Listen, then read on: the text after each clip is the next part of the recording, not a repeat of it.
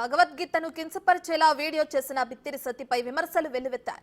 దీంతో ఎట్టకేలకు దిగొచ్చి క్షమాపణలు చెప్పారు. తాను కావాలని భగవద్గీతపై తప్పుడు వ్యాఖ్యలు చేయలేదని, స్పెల్లింగ్ మిస్టేక్ కారణంగా ఇలా జరిగిందని తెలిపారు. తన వ్యాఖ్యల వల్ల మిత్రులు, శ్రేయోభిలాషులకు ఇబ్బంది కలుగుంటే తనను క్షమించాలని కోరారు. అలాగే కొంతమంది కావాలనే తన వీడియో క్లిప్పులను కట్ చేసి ట్రోల్ చేస్తున్నారని, అలాంటి వారిపై తాను చట్టపరంగా ఎదుర్కొంటానని వీడియోలో చెప్పుకొచ్చారు. తెలంగాణ యాస్తో బిత్తిరి సత్తి అలియాస్ చెవిళ్ల రవి ఎంతో ఫేమస్ అయ్యారు. పలు సినిమాల్లో కూడా ఈ తరహా భాషతో నటుడిగా గుర్తింపు పొందారు.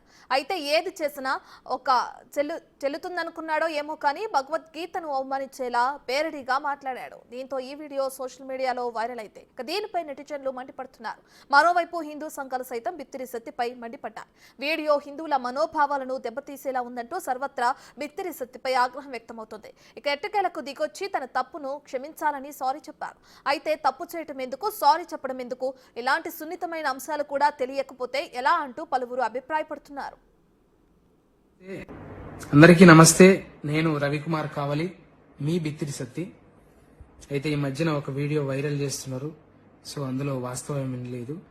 నేను ఎప్పటిలాగానే కామెడీ వీడియోస్ చేస్తూ చిన్న చిన్న క్లిప్స్, రీల్స్ లాగా, షార్ట్స్ లాగా పెడుతుంటా. అందులో చిన్న స్పెల్లింగ్ మిస్టేక్ అయ్యింది.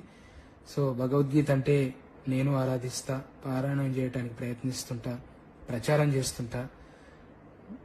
నా అభిమానులు, శ్రేయోభిలాషులు, నన్ను ప్రేమించేటోళ్ళు, నా బంధుమిత్రులు నిజంగా అది కించపరిచినట్టు అనిపిస్తే తప్పకుండా క్షమించమని అడుగుతున్నా. కానీ ఉద్దేశపూర్వకంగా చేస్తే మాత్రం అది ఎదుర్కొంటా ఖచ్చితంగా. ఇంకా వాళ్ళు మనం ఎన్ని రోజులు చేసినా 15 ఏళ్ల నుంచి చేస్తున్నప్పుడు ఎలా మన మీద అట్లాంటివి వైరల్ చేయబుద్దయిందో ఇక వాళ్ళ విఘ్నతకే వదిలేస్తున్నా. Thank you. ఎప్పుడూ మిమ్మల్ని నవ్వించడానికి, మిమ్మల్ని హ్యాపీగా ఉంచడానికి నేను వీడియోలు తీస్తుంటాను. Thank you.